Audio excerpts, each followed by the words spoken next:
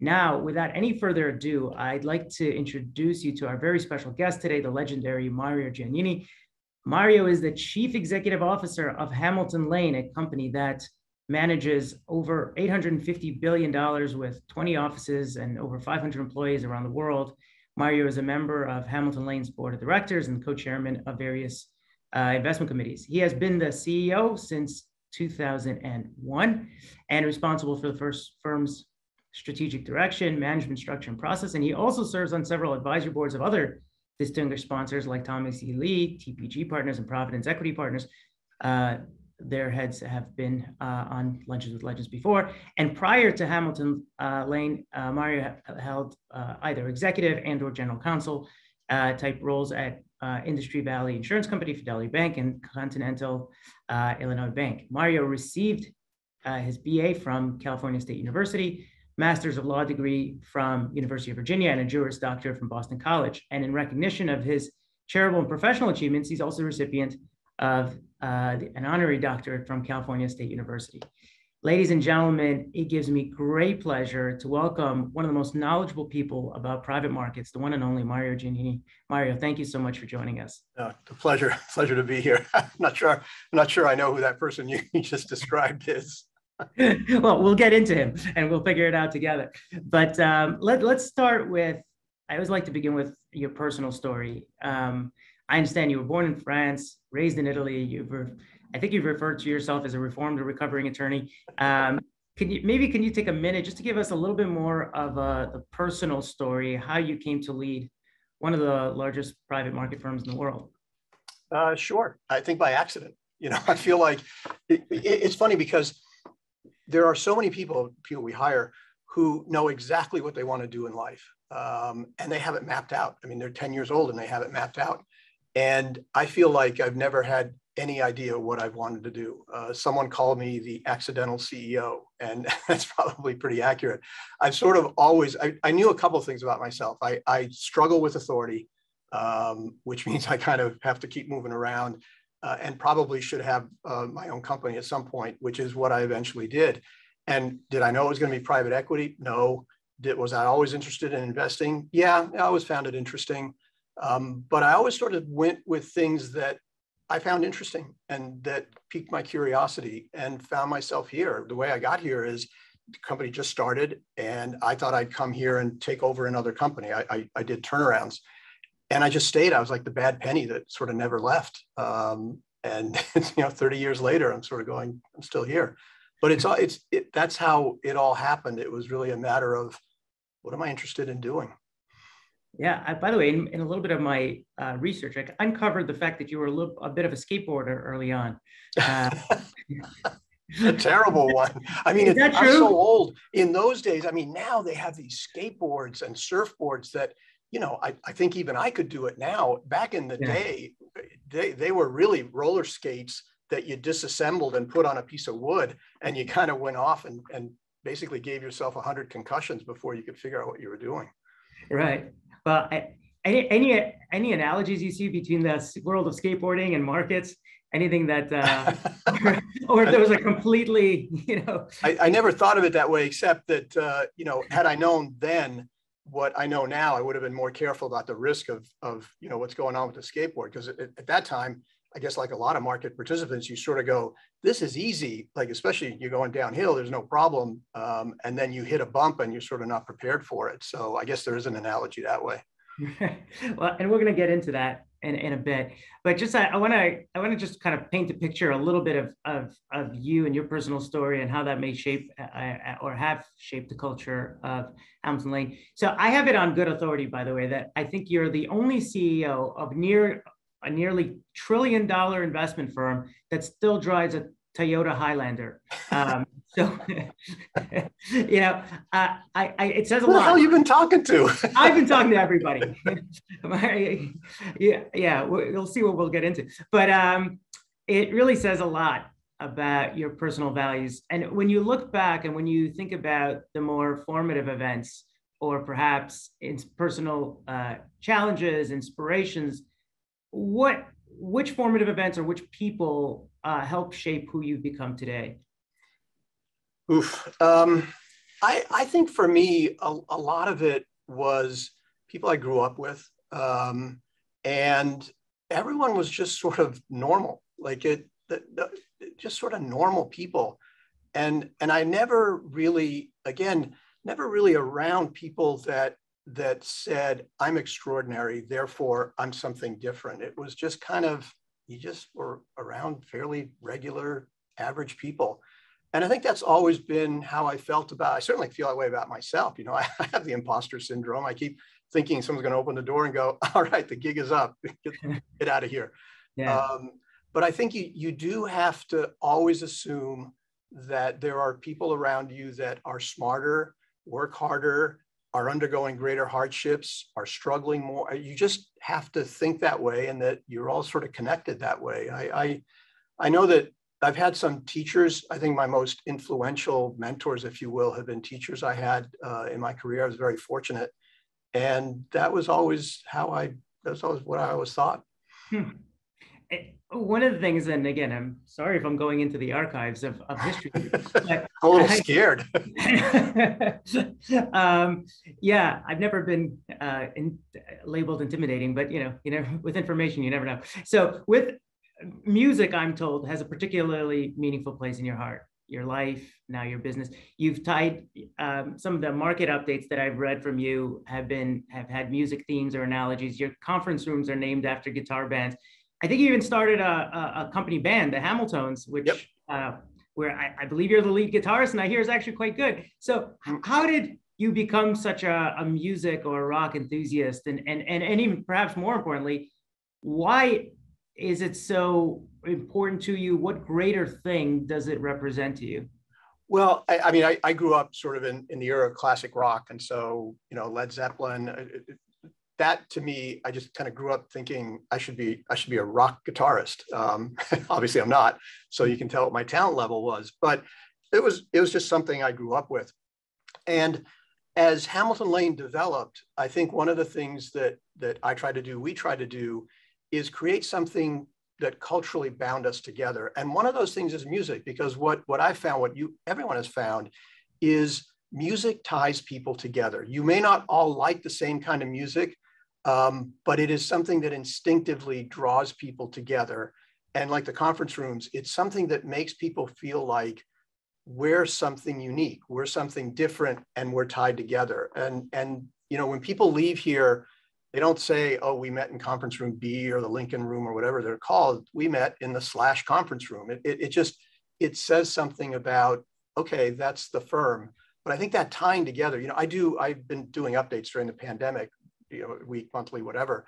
And I have a music piece in it.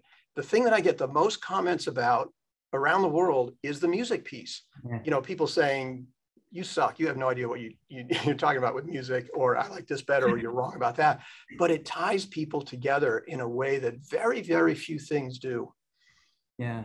Well, by the way, your staff have raved about you being a little bit of a connoisseur, a walking music anthology.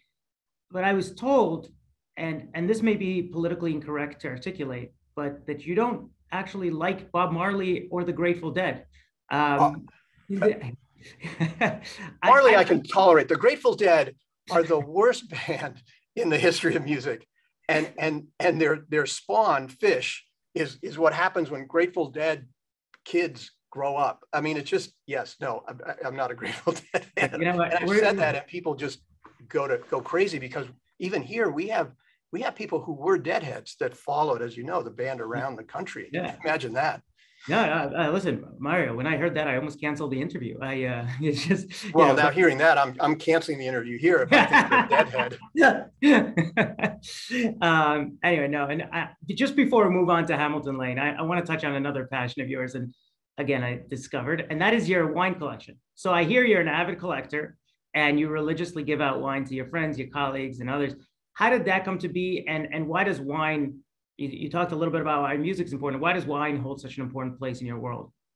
Well, wine, I always remember that around the house. My parents drank wine at the table, and we drank it with them. We'd have a sip and, think we were, wow, this is cool. And so wine was always part of talking, of socializing. It was always part of what you did when you had conversations at the table. And I wouldn't call myself a collector. I drink it. I like it. So I think I'm more that. But wine, in a way, it's the same thing. So during the pandemic, I would send bottles to employees, just feeling like you connect. And when you have wine over dinner, I feel like the conversation, obviously, because you're having wine, you're drinking, it flows. But I think it's another thing that connects people. You have a conversation about what do you like, what do you don't like. I mean, I hate wine snobs, but what do you like, what don't you like, and try different kinds. So it's that connection part. Right. Okay. No, cool. All right. So let's get to Hamilton Lane. So Hamilton Lane is an incredible organization. Like we said, 850 billion, 20 offices around the world, been around for over 30 years. And I believe you took the company public in 2017. What has been the greatest challenge and perhaps thrill of leading a company of this magnitude? And if I could also ask you, what has been the biggest surprise for you since you went public? I'll start with that one first. The surprise has been in two completely different ways. The first surprise is how little it has changed us as a firm, because I was very paranoid about how we would be as a public company. You have all this people are looking at you, blah, blah, blah. It hasn't really changed how we operate. And it hasn't changed much of the culture. The culture's changed more because of growth than it has because of being public, which I think was interesting. I didn't expect that. The other part, though, that is different is you now have a stock price. And what's fascinating about that stock price is it goes up and down unrelated to things that are going on in the business. And so when it's going up, the business is doing what it's doing, and you think you're a genius. Like, you're like, I am so smart. And it's going down even though the business is doing fine. And all of a sudden, people talk to you about what's wrong. And you realize there's this different animal out here that is having an influence on everyone's psyche about how the firm is doing, even though the firm is somewhat detached from that price, particularly in shorter terms. That I had not expected. And I think it's just something you have to ignore, frankly, and just get on with doing what you do. So that part has been surprising in both different ways. I think the challenge of growing a company, growth has its own challenges. It is culturally hard to maintain. So when you're a certain size, you have sort of pipes of communication. People talk to each other in a certain way. Decisions are made in a certain way. As you get bigger, it gets harder. And you have to adapt those pipes. You have to adapt the way you communicate. You have to figure out how do you maintain the culture when now it's a bunch of different people in different places. That's hard. And you have to keep changing because, again, especially if you're successful, you kind of begin to believe your own story. You kind of go, wow, this is really great. And it's not, because as you're growing and successful, that the seeds of not growing and being unsuccessful are starting to germinate, and you got to make sure you know where they are and how to shift to make sure you're staying ahead of the curve. It can be growth is its own challenge that I think is underappreciated sometimes. Yeah, no, 100%. And I think that persistent focus on how do we, and even paranoia, I would say, is partly what's kept you successful. I mean, I believe for the last, if I remember correctly, for the last 10 consecutive years, Hamilton Lane has been named among the best places to work. Yep. I think money management or whatever it is. So other than this persistent paranoia, what has been the secret? Like, what are some of the principles or cultural norms, if you will, that you have instilled in the organization to achieve that accolade? Well, I think I wish it was me. It's a lot of people. I'll tell a story. We did a management buyout in 2003, essentially, is what it turned out to be. And one of the people that joined it, became a director, a man named Griff Sexton, was one of the prime movers at Morgan Stanley as it became a much bigger firm and went public, et cetera. So he was very instrumental in the development of Morgan Stanley. And when he was talking about joining the board, he and I had lunch, and I was giving him this talk about culture. And he looked at me and he said, "That's a bunch of crap." I was like, oh my God, what? And he said, I'll tell you what culture is. Culture is what you, Mario, do. That's what people are looking at. That's what they look at and say, here's what you need to be successful at Hamilton Lane, because obviously CEO, he must be successful. And that's what it is. We can say all of these things, but at the end of the day, if you are what we say we are, which is an organization dedicated to having clients have a great experience, investing well, and treating employees fairly, then you better be doing all of that with actions. And that to me is what I hope that award at least indicates we're on the right track, of people looking at each other and saying they do that. They don't just say it, because I think there is a lot of, especially in our industry, I mean, we have the greatest salesmen in the world in private equity and private markets, and they just talk. And I think people know the difference between talk and action. Yeah, and there's no question you've backed up talk with action, and obviously it's been recognized. So let me actually, on a related note, everybody I speak to seems to have issues finding and retaining talent today. Have the accolades you've achieved and the actions you've done and the culture you've built allowed you to totally obviate that challenge, or are you wrestling with the same, human capital issues that the rest of us are sort of struggling with? I'd be lying if I said we were different. I think it is a challenging environment for a whole host of reasons.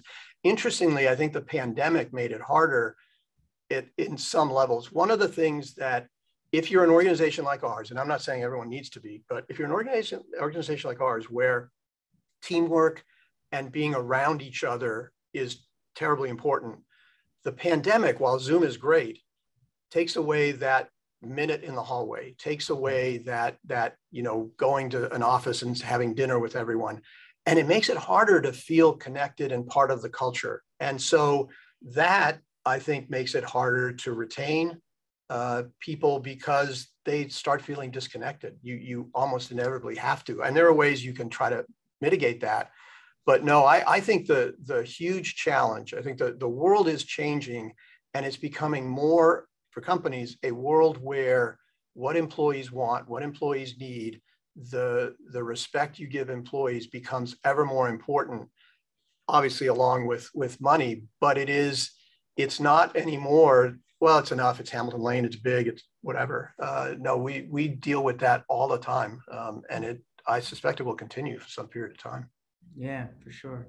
All right, so let's turn the conversation towards private markets, which I think was the overarching theme here. So I think, as an external observer of Hamilton Lane, I've been able to sort of watch the firm from the sidelines and seen that you've introduced lots of innovation into private equity in particular, but I suspect broader private markets, things such as evergreen solutions for illiquid markets. Where do you see the most exciting innovation in private markets today, and what are you working on at Hamilton Lanes in that respect? Well, I think the evolution of the private markets generally, I think what you've seen over the last certainly 10 years, 15 years, is that the scale of the private markets has dramatically increased. And scale means both how many places you can invest, whether geographically, in sectors, in styles of investing, and the kinds of clients and investors that you have. And so when you talk about evergreen, I think the movement of the high net worth investors, they say retail, and maybe we'll get to retail at some point in private equity, a little hard right now, especially in the US, but we will. I think that the innovations in those areas are critical, because what you have is an institutional construct. That's where private equity came from. That doesn't work in the high net worth and retail channel. You have to have different, evergreen as an example, you have to have different structures to make it fee efficient, to make it practical, to make it deal with the concerns that market has relative to the institutional market. So I think that area will be a really fast growing area. The other innovations, I think, maybe not so much innovations, but I do suspect you will see the private markets become enormous players in the conversion of energy from fossil fuels to something else. Is it hydrogen? Is it, whatever it is? It's not an innovation, but it is a totally new area where capital is going to, I think, come in many ways from the private market. So I think those two different ways, both where the money is coming from and where the money is going are going to be hugely impactful things that alter the landscape. And let's talk about the space in between, right? And the engine that powers the space in between. You and I previously chatted about the historic absence of technology in that space in between. And whereas what I know about Hamilton Lane is sort of the role that you have played in pioneering technologies like Cobalt and Nevada and others. But let's talk a little bit at a high level, and then about the role of technology in private markets that you see, and then maybe drilling down to what Hamilton Lane specifically is doing. Yeah, sure. I've said this to people. This is the only industry on earth that believes that it won't be disrupted by technology. It's incredible. It's incredible how backwards in so many ways this industry is. And I'm talking about whether it's private equity, credit, you name it. It's a bunch of people who just sort of sit in a room and go, it seems like a good idea. And then they, God knows what they use to run their numbers and everything. But it is so backwards. And our view has been, I remember sitting in a meeting where someone said, we're going to get disrupted, we Hamilton Lane. Wouldn't it make more sense for us to figure out how to disrupt ourselves rather than get disrupted? And so we invest an enormous amount of money. We have an enormous number of people dedicated to figuring out different ways to apply technology to our business to make it better, both to make better investment decisions, to have a better understanding of what's going on in the market, to have more transparency around portfolios, everything. But there are two huge impediments to it. One, in the general partner community, by and large, not everybody, it works the way it works today. Why change? Why spend much money on technology? Hey, I'm making a fortune. Why would I want to give it away to someone else? And then the bigger issue, I believe, is on the limited partner investor community, who will not spend a penny on technology. I get asked all the time, what should I do to make my program better? And what I say to them is, spend $1 on staff, spend $1 on a different program to figure out what you have in your portfolio. Spend it on technology. They won't. They'll spend it to go to some conference to see somebody or go to some, who knows, I don't know what the hell they spend it on. They don't spend it on technology. So you have an industry that believes it's not going to get disrupted, and may be right, because the two big players in that industry are not recognizing that this might happen. But I think it's inevitable. Again, you just, maybe it's the last industry on earth that gets disrupted by it, but it will happen. For sure. And then, so specifically coming back to Hamilton Lane, could you talk a little bit about how you've gone about disrupting yourself, as it were? Well, I mean, Cobalt's a good example, because a big part of our business has been and is the advisory. We give advice. Cobalt essentially allows you to figure out how to do everything yourself. Cobalt essentially tells you, I don't think I need Hamilton Lane to help me do that. I can get the information, I can get the analytics, I can do a lot of the things that by myself. Mm-hmm. And, we sat around going, is this a good idea? Isn't someone going to go, I'm going to go buy that program and I'm the hell with you guys? And the answer is, our job is to put more value add to that client's or that prospect's investment possibilities. But at the end of the day, the world is going to go to where information, even though it's private, I know it's private markets, information is more readily available, and the analytics program around that is more robust. And that, to us, is where you got to go across all of this. You've got to be looking at developments in blockchain to make it easier. I mean, right now, I know I'm a reformed lawyer, so I can say this. How much time are you spending with lawyers? Way too much. I'm just telling you, even if it's a minute, it's way too much. And a lot of it is because this is a paper-intensive industry that needs to grow up, and it will. And for us, that's hopefully where we begin to move it. Nevada, I mean, on the ESG side, hello, measurements? What are you measuring? Oh, I don't know. It sounds good. It's ESG. No, you've got to measure it. You've got to have technology solutions that get the data, put it in a form that you can figure out, what am I looking at, and then allow you to measure it. Yeah, I mean, since you brought up ESG, I may as well go there. I mean, obviously, it's a hot button topic, lots of interest, lots of interpretations, and I think recent events, particularly this war that we've seen with Russia and Ukraine, we've come to realize that there's some ESG policies that have put the West in the unenviable position of being dependent on autocratic regimes. So where do you see ESG heading, and how should we be thinking about it in the year or two ahead, if differently than perhaps we have been in the past? Yeah, I'll start with an overview of ESG. ESG is this three-letter acronym that just makes everyone feel good. I think there's a lot of talk and people feel good talking about it. Are you ESG conscious? Of course I am. What does that mean? And when you start to drill down, so I ask people, are you making decisions where you're deciding manager A, who has a better track record, but isn't as good on ESG as manager B? You're going there? Hell no. And so to me, it's again, not really technology, but it's a frame of reference. ESG is enormously important for a variety of reasons. But until we as investors get our act together and figure out what is it that we're after, because right now, all we're after, I hate to say this, but we're after the ability to give general partners a huge questionnaire that they have to answer. It's their problem, but I asked. Good enough? Yep, good enough.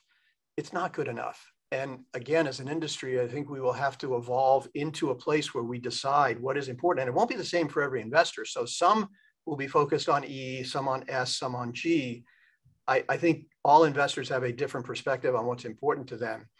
To me, the second part of your question, the E part of it is going to be a very, very large change in the way our industry operates. I think certainly the invasion has highlighted the dependence on fossil fuels. Is it good? Is it bad? It's not good. And so you will see a movement, but this is a very long range issue. This is not something that's going to happen overnight, but, sure. And I'll give an advertisement for the private markets. The good thing for the private markets on this is, just take the E part of it.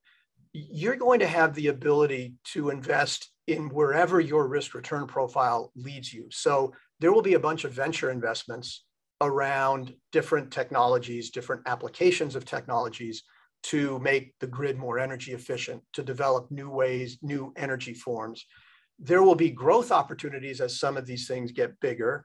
There will be buyout opportunities as the companies are larger. And then there'll be infrastructure opportunities as you have wind farms or whatever you're going to have around some of these technologies or applications. So I do think, that's why I said earlier that I think the private markets are going to be a place where on the E side of the equation, you're going to see a large number of opportunities, and you're going to get to pick and choose the spots where you're most comfortable playing in that area. And I think that trend is irreversible, both because of there's now an economic incentive, there's a political incentive, and there's a social incentive. So when you have those three things going behind you, that's a pretty good wave. Yeah. No, absolutely. Just before we get to the markets and what you're seeing, I just want to close the loop on the innovation side. We talked a little bit about technology. We talked a little bit of where it's coming from, who it's going to. I just want to touch on structure a little bit. And we've seen innovations in the structure of private markets in terms of the things like continuation funds, things like GP-led secondaries, and maybe you could elaborate for those who are not familiar with what those are. But these are fundamentally vehicles to both increase liquidity options for investors and also deploy capital more creatively. At the same time, it presents some embedded conflicts. How do you think about them?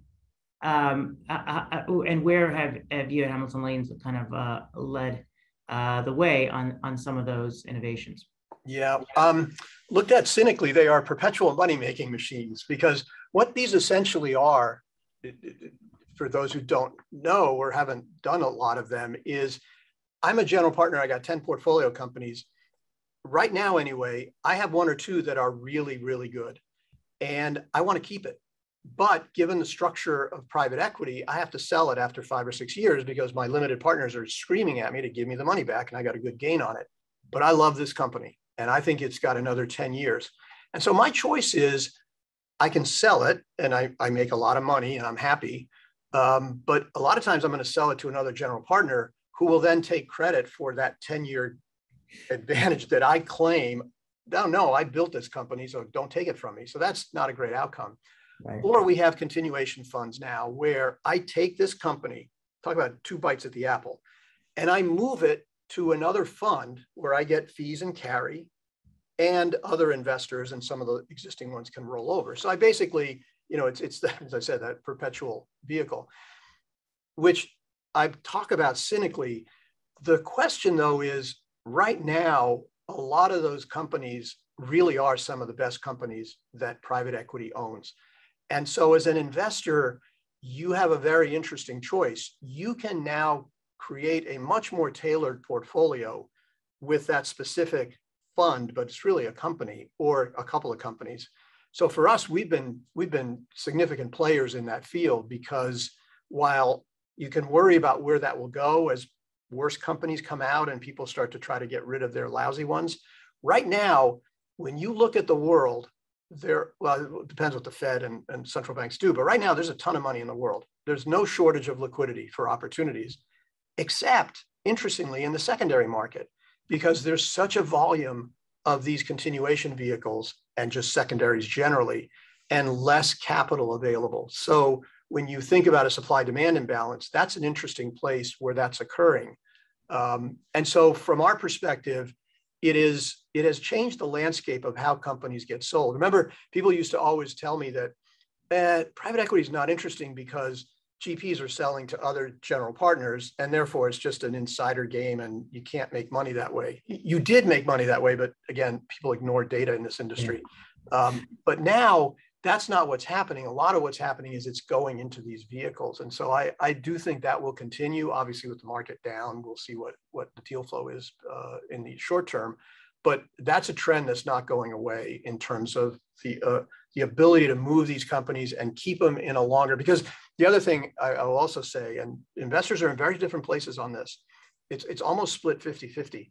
A lot of investors, limited partners, don't want their money back in 3 or 4 or 5 years. They want it held because they're saying, if my capital's compounding at 15, 16, 18 a year, why the hell do I want my money back and then have to reinvest it somewhere? I'd rather hold it for 20 years.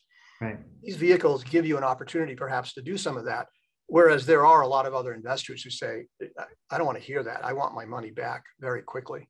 Yeah. No, I totally understand that. I just want to pick up on something you said earlier, which is, and we've seen a little bit of softening in the market recently, and depending on what Fed is going to do, but you mentioned that there's still a lot of money, still a lot of liquidity in the market. And I think in the last market overview you had, I believe you aptly called it, King Midas and the Golden Touch. And that was you and the members of your team spoke about how private markets have done brilliantly well over the last 7, 8, whatever number of years. Everything has gone up, right? And done better than public markets. And, so you kind of had to be a monkey throwing darts and you would have made money. To what extent can this continue? And how different is 2022, where we're starting to see sort of cracks in the armor from 2021? How are you thinking about it? It'll be a vastly different year. It almost had to be. 2021 was extraordinary across everything in private markets. I mean, like you said, you had to really work to do poorly if you were investing in the private equity. But it was a little bit like what did Rita Hayworth say when she divorced Orson Welles? You get tired of being around genius 24 hours a day. And I think there's a little bit of that with some of the limited partners, hearing the general partners explain their genius to them, because there was an element of the market. With that said, let me give the industry its due. It really did pivot very quickly post the initial part of the pandemic into industries and companies that benefited from the pandemic. It sounds horrible to say with the suffering, but as investors, they really did that part. And 21 was probably the best year in private equity history. And so it had to change. You just can't have that kind of performance and have it last. The part that is hard today is I think we're in a little bit of the delusion stage today where you've not seen valuations come down the way you have in the public markets. And I think there's still a feeling of hey, the operating performance is really good, at least at mine. I know the 5 other general partners that have problems, but not mine. And so the performance is fine. And we've seen this movie before, the markets go down and then they go right back up.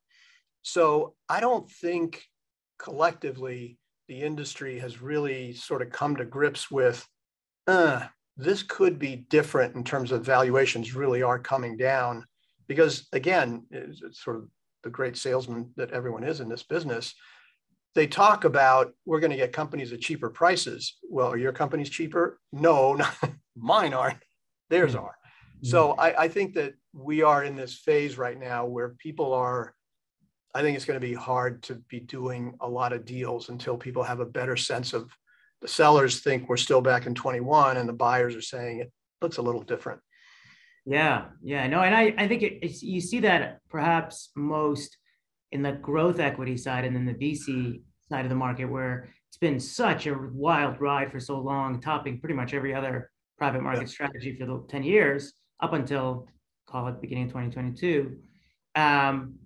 Do you see, putting aside valuations, because those kind of VCs seem to operate on slightly different dynamics, do you see that wild ride, given the proliferation of technology and the continued growth of technology, do you see that being an exception in some way? And so why, how do you?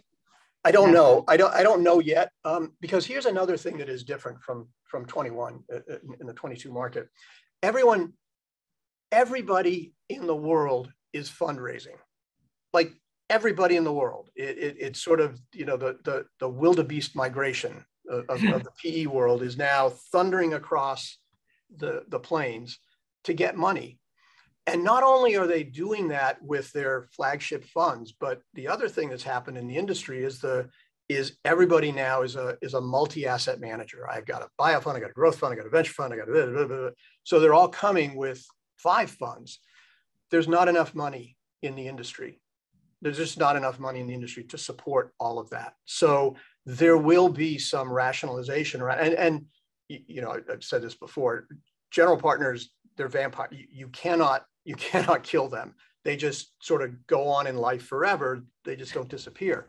So I think that is one thing that will happen. Where that impacts what you're talking about is, I'll distinguish between the venture side and the growth side. On the venture side, yes, there will be an enormous amount of opportunities. There still will be, but a lot of those companies need capital to grow because they burn it. They're not profitable. Will there be as much money as there was last year? My guess is no, both because limited partners are a little more constrained and because general partners aren't as certain of the exit environment. They're not in many IPOs. The SPAC market has kind of died.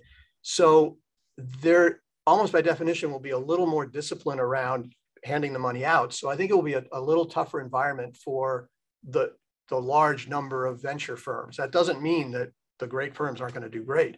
Yeah. On the growth, I think it's a little different. I think we just don't know, because what I said earlier, revenue is still really tracking well. And if the revenue is tracking well, you can grow faster than your multiples contracting.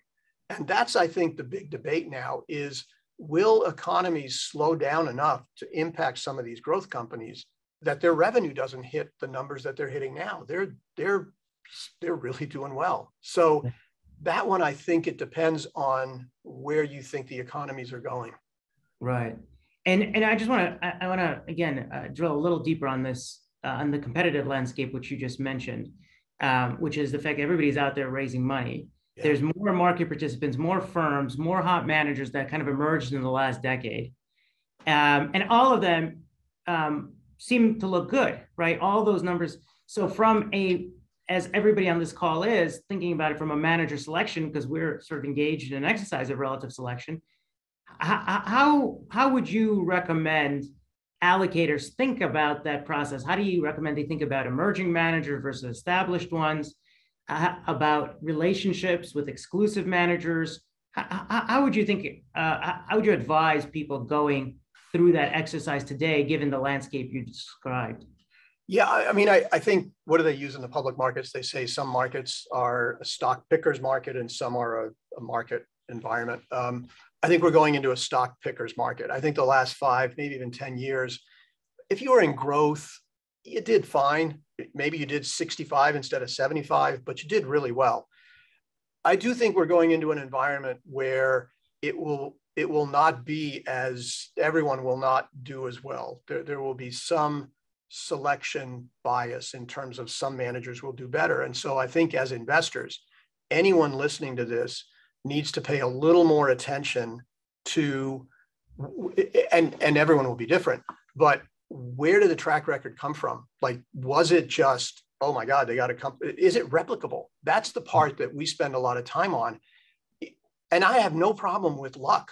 I mean, I've been lucky my whole life. Luck is great, but you can't rely on luck all the time. You have to have at least some theory of why this manager's strategy is replicable. Whether they're established or emerging, I think most portfolios tend to be more with established managers. You got relationships with them, but I think you have to have some number of new managers each year, simply because as the industry changes, it may or may not be correct that this particular area will be best served by some existing managers or not. I think you have to be very aware of people that are spinning out, of people that have some particular expertise, and spend time with them. Yeah, yeah. And how are you thinking? I mean, given what you said earlier, I think we all anticipate some softness. We all anticipate some corrective mechanism in the market, some regression to the mean, whatever it may be. And so, anecdotally, we understand we're entering a potentially lower return, higher inflation, higher rate, higher cost of capital environment. How do we handicap the potential downside? In other words, you've been running a company that for 30 years has made money every single year. What are you advising your taxable clients, your family offices? What strategies are you most excited about that handicap that downside in this low returning environment that we may have ahead, and potentially a negative returning environment that we may have ahead? Well, here's what I'll say about a few things on that, because I think that is the most interesting part. Here's another place where our industry is just whacked crazy. We don't measure risk. I mean, by and large, most people don't measure risk. So I tell this story too. Let's say, remember Sartre's No Exit, what is hell on earth? Well, here's hell on earth. You walked into a bar filled, you're a limited partner, you walk into a bar filled with general partners, or vice versa, you're a general partner, you walk into a bar filled with limited partners. So now you're in a bad place. And you have 2 general partners in front of you, you're sharing a drink, and you're the limited partner, and one general partner says, I have a 21% return, and I use 100% leverage, 80% leverage. And the other one goes, I have a 20% return, and I use no leverage. 90% of limited partners will pick that 21% because it's a higher IRR. I know numbers, 21's higher than 20. That's what I want. We don't measure risk in our asset class the way other investors do in the public markets, just as a matter of norm. Part of it is there's not enough data. And again, to your question earlier of how are we trying to use technology, is to develop systems, get the data, and put it in ways where we can measure risk. But it's still nothing like the public markets. But I do think when people in the private markets, private equity in particular, talk about risk, they tend to talk about risk of loss. Oh my God, it's really risky. I'm going to lose money.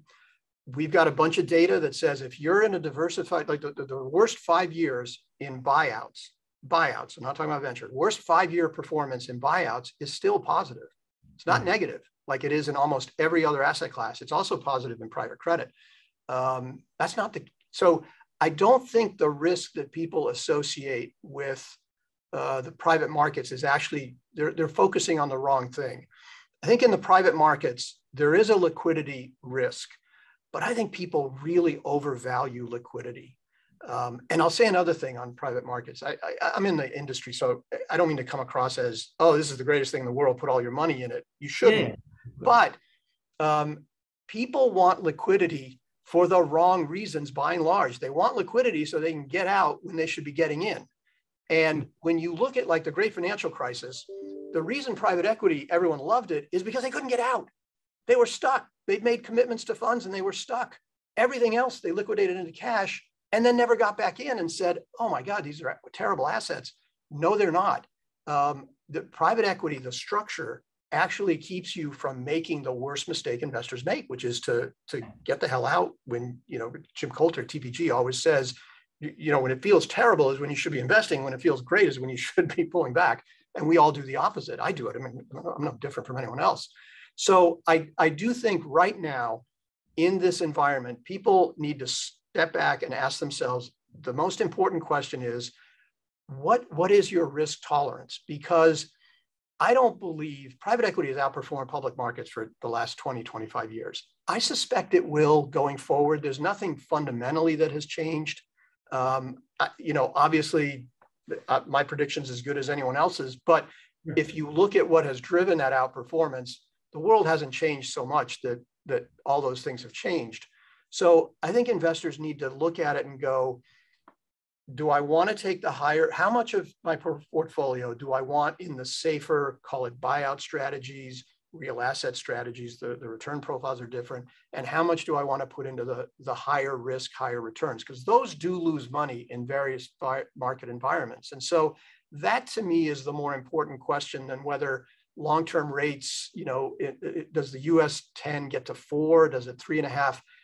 I don't think those are really the most important questions in a 5 to 10 year investment program like this.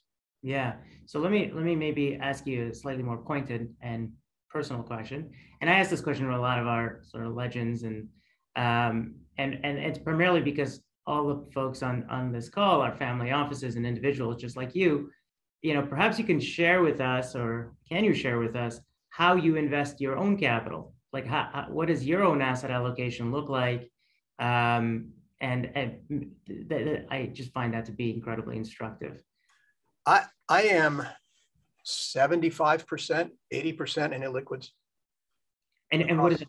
Do you mind elaborating a little bit? Across, it's mainly private equity, some credit, some real estate, but it's mainly equity. Because I just fundamentally believe that if I'm going to be in equity, I might as well be in the higher performing part of the equity asset class. It's also, I have no understanding of the public markets. I know we're a public company, but I have no clue how they operate. I mean, it just makes no sense to me that a company's worth 100 one day and 70 the next. So, right. That's just a personal thing. But no, I believe in private equity in particular as being a better form of being in equity. I have the same belief in credit. So to me, liquidity, I have enough liquidity for a bottle of wine and my Toyota Highlander, and I'm all set. Yeah, it helps when you don't need that much, it really does. And is there anything people would be surprised if all of a sudden people just glimpsed into your portfolio? Anything they would be surprised by? I don't think so. I don't think so. There's nothing exotic. I still don't understand crypto. I need to understand it better. So I need to figure out what I want to do there, or what people should be doing there. No, there's nothing exotic. I probably have more cash than people would say you shouldn't have that much cash, simply because, again, if my feeling is if I'm so tilted towards illiquid, then I probably ought to be more tilted on cash than might otherwise be the case. Yeah. I'm sure you're seeing one of the things we haven't talked about, like I hear this all the time, there's increasing demand from investors to participate in direct deals or co-investments. I'm curious to hear your thoughts on that. And is there any evidence that investors actually do better when they participate in deals directly rather than in a fund, even factoring in the absence of or the lower fees that may be associated with that? Yeah, I think there is some evidence that doing co-invest, so investing alongside general partners, gives you a better return. I think some of it is, as you point out, because you're not paying the fees and carry normally, or at least the same as you're paying in a fund. I would be cautious right now in terms of doing it just to do it, because the data is based on what, 20 years of bull market. I know we had the great financial crisis, but it moved very quickly. And interestingly, during that time, you saw a lot of co-investment programs go south. And so I do think there's an element of this that it is a train wreck waiting to happen. There has been an enormous amount of co-invest, and it's been free money. It's been easy. It's been no problem. But remember, co-investments go bad, and then you lose everything you put in the co-investment. It's not like a fund where you lose some 1 out of 10 deals. And so overall, you haven't lost. I think people need to be doing co-investments carefully, either with someone who knows what they're doing, or that they have a particular edge, a strategic edge. I know family offices often they know this industry, they know these people. And so that, I think, is a good basis. But I think some of the co-investment programs we've seen where it's just kind of like, hey, I'm a general partner, I'm really good at this. We'll see if there's a bear market. Interesting. Okay, and when you kind of zoom out a little bit, and when you look at what is happening in the world, what are you most excited about? What keeps you up at night? Like, what should, and maybe framing it as greatest opportunities that you're seeing and greatest risks that you're seeing, and what investors should be really paying attention to at either of those extremes? Well, I feel like right now we're sort of in a transition, and it's really hard to know where that transition goes, because it can go a couple of really bad places and a couple of not so bad places. So geopolitically, there's a war in Europe, and that, I know it sounds terrible to say, but wars don't usually impact markets for very long. An unfortunate truth, even with all the suffering and damage. But this one is a little different in the sense that the sanctions, the collateral questions around the war. And so there is this giant geopolitical risk. What is China going to do? So that's kind of out there as a risk that people need to consider. Hard to invest around that because the outcome is a little binary. So, but it's out there. On the more economic side, there's a scenario where you have a very, very deep downturn in the markets. I'm not in that camp, so I'll be straight about that one. But I think you have to at least have that in the back of your head, that this isn't going to be like 07 or 20, where it lasts for some short period of time and then everyone's rescued out of it. So I think that is a risk. And then there's the element of this may be what we do all the time. We get all excited and all worried and all believing that this is it, this is the big one. And it's not. That the US goes into a mild recession and the Fed eases off and we just go back into a low interest rate, low growth environment again, which is great for equity.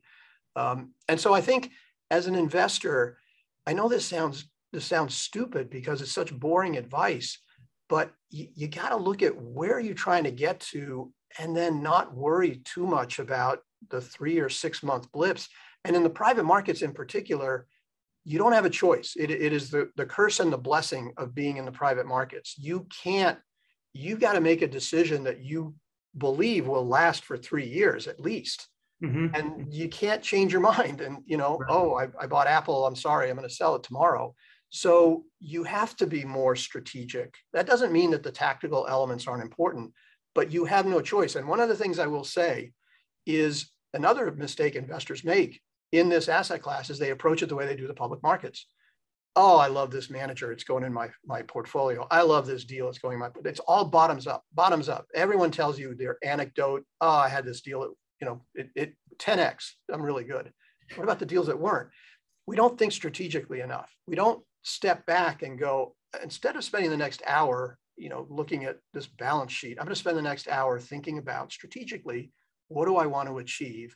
And how are the pieces then go to the bottom up? How are the pieces going to fit within that building up to what I want to achieve? Yeah. No, that's music to my ears, and certainly the way that I would be thinking about it and encourage others to do the same. But if I could actually deviate and go to the slightly more tactical, um, uh, are there areas that you find extraordinarily opportunistic today? Is there anything that like you're super excited about? The secondary thing we talked about before, again, given that relative constraint of capital relative to the opportunity set, I think is an interesting one. People should spend more time in that. I think they tend not to because, oh, it's a deal the general partner already had. What am I interested in? Why would I want to look at these continuation funds? But I do think that it's an evolving and different world where, as I said, the supply demand imbalance is a little problematic for and favorable for the investors. So I'd be looking at that. I don't know that there are a ton of other areas today that are screaming opportunities. The E part of the ESG that I talked about, sort of the impact areas, I think those are interesting because, again, you've got political, social, and capital favorable areas behind you. So, but I think there's still a lot of capital in the markets, and it tends to rush very quickly into opportunities. Yeah. No, I hear that. Just on the social front, I mean, obviously, you know, this is a philanthropic event for kids in Ukraine, and it's usually focused on pediatric mental health. I know that from my research that that's an area that you've supported previously, and even putting on a concert at CHOP, which is Children's Hospital of Philadelphia, for those that don't know. More broadly, however, how do you think about corporate social responsibility in the context of Hamilton Lane and personally? A lot. Here is, I was having this discussion with someone this morning. One of the things, you know, particularly with the Russian invasion, you hear the democracy versus autocracy, and that the autocrats have been in ascendance in the world over the last few years, and now this is an opportunity for democracies to show that they function well. Part of the dysfunction in democracies has been both intended and unintended attacks on institutions and a lack of trust in institutions generally in the Western world, certainly. And a reversion, if you will, to tribes. You know, I'm a Republican, therefore I vote Republican, even if my candidate is insane. And I'm a Democrat and I vote, you know, we're all going back to tribes. What that means is, with the lack of institutional trust and the tribe, people are going to their companies. Oddly enough, that's where that's where I trust. And so it puts companies, and I'll speak candidly, selfishly as a CEO, in odd positions of being that trusted institution that people are looking to say the right thing, to do the right thing. But remember, this company is composed of the same cross-section of people that exist in the already fractured country. Right. And so it is something that I know I spend, Kate McGann, who you know, Kristen Williamson, spend a lot of time. How do we react? Because you're put in a position of responsibility because, frankly, the other institutions are either failing or aren't trusted. And you got to come through. And it's very, very tricky, I think. And again, I think you got to go back to are you being true to who you say you are, your value set? Because people know BS when they hear it and when they see it. Yeah, couldn't agree more. We're all out of time, but one last question. I can't not end without asking you, best piece of advice you've ever received? And if there was only one thing that you could pass on to your kids or your grandkids or grandkids you'll never meet, great grandkids, what piece of advice might that be? You know, I don't know that there's one piece of advice, but the advice I'd certainly give people is back to that. You have to, you know, in your heart. I remember someone said to me, you know the right answer, and you spend a lot of time figuring out how to do something other than the right answer. And I think that's true of a lot of us. We know instinctively what is right and what we should be doing, whether it's a big thing or something small. Go with that more often than not. I'm not saying, just do whatever comes out of your head, do whatever you want to do. But man, we really do have a capacity to know what's right for us and find ways, maybe not this time, or to just listen to that more often than not. All right, that was amazing. Thank you so much for joining us today. Thank you. Thank you for sharing your incredible insights and being so generous with your time and your wisdom. And we hope we can do it again soon. My pleasure. Thank you.